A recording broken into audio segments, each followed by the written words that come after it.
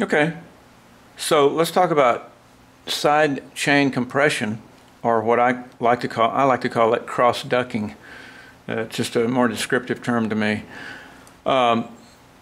Because this is where we're going to take, okay, this up here is a vocal track. We're looking at Sony Acid, which is cheap software, not Sony Acid Pro, but just the, you know, the low end one. It's less than 100. It's like 60 bucks or 80, somewhere in there. And here is a voice track. And down here is a guitar that's just sort of picking a chord, all right? Now, say you're trying to mix, and there are other instruments in this. We're not going to talk about the other instruments, but we're going to talk about, okay, this guitar seems to be getting in the way of this vocal when you mix. And when you turn the vocal up loud enough for it to be understood, it seems to kind of stick out. So let's talk about how to cause this track, the guitar track, to duck down whenever the voice happens. That's what sidechain compression is. That's where you take this track's volume envelope and turn this one down whenever that one's happening. So, you know, you can do this in, I think it's Sony Acid Pro and other professional software, higher end ones that are more expensive. They're around 300 and more. You can do this in the software, but it could be complicated for some beginners. And I'm going to show you how to do it by hand. So I've done a video on compression, handmade compression. Now I'm going to show you how to do handmade cross ducking using the same thing. We're going to use this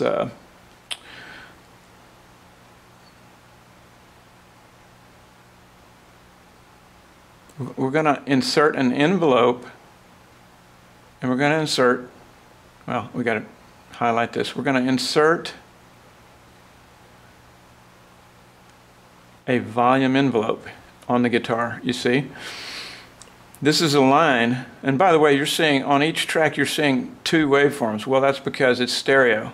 You're seeing the left and the right channel, okay? But this volume line here, the volume envelope, which you can edit, is, you know, when you pull it up this way, it turns that track up. When you pull it down this way, it turns it down. It's a way of automating your mix. Okay, I'm going to show you how to do some ducking on the guitar track, and what you're trying to think about is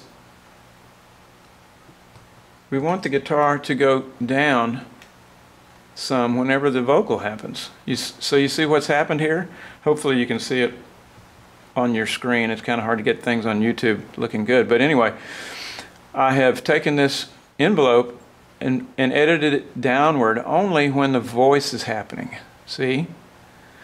And you'll do it everywhere that the voice hits, anywhere there are words or parts of the voice. If you practice at this, and you don't want to do it too much because you want it to be sort of subtle. You want the guitar to duck down such that you don't really notice that the guitar's ducking down, okay? But it will actually create some spectral space for the voice, and it'll make the voice sound better. Or make it, you know, it'll make it sit in the mix better, assuming you've done the right things with the voice track to start with. So see, now, this is tedious, but it's a good way to understand how to do it. If you're a beginner, you can do it this way. And go to a coffee shop, take your laptop computer with your multi-track software on it, a pair of headphones, and sit in the coffee shop and look at girls and edit your soundtrack, okay? And edit in some velocities here to help your mix. You can do this to some of the other tracks too, but I suggest that you don't do it to the bass track. I suggest that you don't duck down the drums.